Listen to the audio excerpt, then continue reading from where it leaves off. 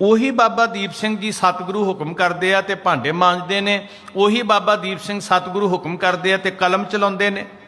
ਚਾਰ ਉਤਾਰੇ ਧੰਨ ਸ਼੍ਰੀ ਗੁਰੂ ਗ੍ਰੰਥ ਸਾਹਿਬ ਮਹਾਰਾਜ ਦੇ ਬਾਬਾ ਦੀਪ ਸਿੰਘ ਜੀ ਦੇ ਕਰ ਕਮਲਾਂ ਨਾਲ ਹੋਏ ਦਮਦਮਾ ਸਾਹਿਬ ਦੀ ਧਰਤੀ ਤੇ ਉਹੀ ਬਾਬਾ ਦੀਪ ਸਿੰਘ ਜੀ ਜਦੋਂ ਗੁਰੂ ਦਾ ਹੁਕਮ ਹੁੰਦਾ, ਵਕਤ ਆਉਂਦਾ ਤੇ 18 ਸੇਰ ਦਾ ਖੰਡਾ ਫੜਦੇ ਆ ਤੇ 80 ਵਰਿਆਂ ਦਾ ਉਮਰ ਦਾ ਬਾਪੂ ਦੁਸ਼ਮਣ ਦੇ ਆਹੂ ਲਾ ਦਿੰਦਾ।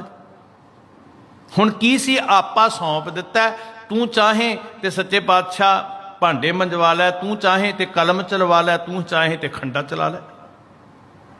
ਇਹ ਰਜ਼ਾ ਤੇਰੀ, ਅਸੀਂ ਤੇ ਸਿਰ ਸੌਂਪਿਆ ਤੇ ਇਸ ਨੂੰ ਸਿਰ ਸੌਂਪੀ ਹੈ ਵਿੱਚੋਂ ਆਪ ਜਾਏ। ਐਸਾ ਸਤਿਗੁਰ ਜੇ ਮਿਲਿਆ ਤੇ ਇਸ ਨੂੰ ਸਿਰ ਸੌਂਪੀ ਹੈ ਵਿੱਚੋਂ, ਤੇ ਜੇ ਆਪਣੀ ਮਰਜ਼ੀ ਨਾ ਗਈ ਤੇ ਫਿਰ ਮੱਥਾ ਕਿ ਇਹ ਤੇ ਕਮਿਟਮੈਂਟ ਹੈ ਤੁਹਾਡੀ ਸਾਧ ਸੰਗਤ, ਇਹ ਤੇ ਆਏ ਦਾ ਗੁਰੂ ਦੇ ਨਾਲ। ਮੇਰੇ ਸਤਿਗੁਰਾ ਮੈਂ ਤੁਝ ਬਿਨ ਅਵਰ ਨਾ ਕੋਈ।